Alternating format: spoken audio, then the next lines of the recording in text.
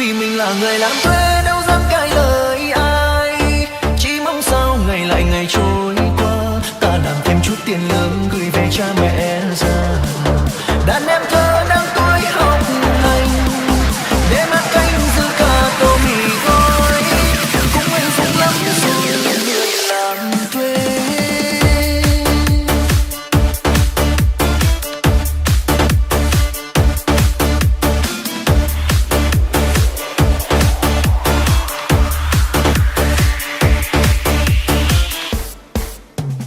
Ngồi lại đây tôi kể người nghe chuyện đời công nhân, ôi thật mệt mỏi. Chiều chiều tan ca sáng sớm đi làm, nhiều lúc mệt lắm nhưng không dám than phiền, vì kiếm thêm chút tiền tăng ca.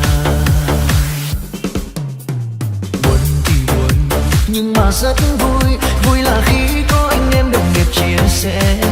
Nào là bạn bè, nào là anh em, nào là cô chú bác thân xa, mình cùng tụ họp về đây làm kiếp sống tha phương. Ai cũng từng trải qua kiếp sống làm thuê, nhiều lúc nặng nhẹ bên tai, ôi buồn lắm nhưng cũng đành chấp nhận mà thôi. Vì mình là người làm thuê đâu dám cãi lời ai, chỉ mong sao ngày lại ngày trôi qua, ta làm thêm chút tiền lương gửi về cha mẹ già. Đàn em thơ đang tuổi học hành để mắt canh giữ cả tô mì gói, cũng hạnh phúc lắm rồi người làm thuê.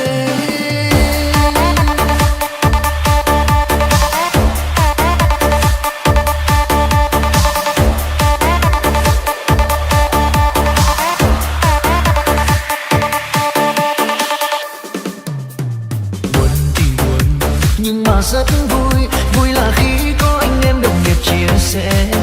Nào là bạn bè, nào là anh em, nào là cô chú bác thân xa,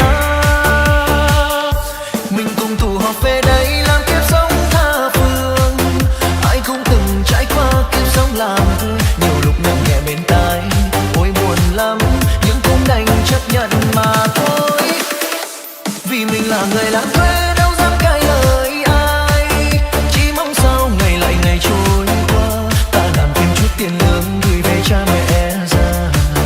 Đàn em thơ đang tuổi học hành để mắt canh giữ cả tô mì gói, cũng hạnh phúc lắm rồi người làm thuê. Mình cùng tụ họp về đây làm kiếp sống tha phương, ai cũng từng trải qua kiếp sống làm thuê, nhiều lúc nặng nhẹ bên tai, ôi buồn lắm nhưng cũng đành chấp nhận mà thôi.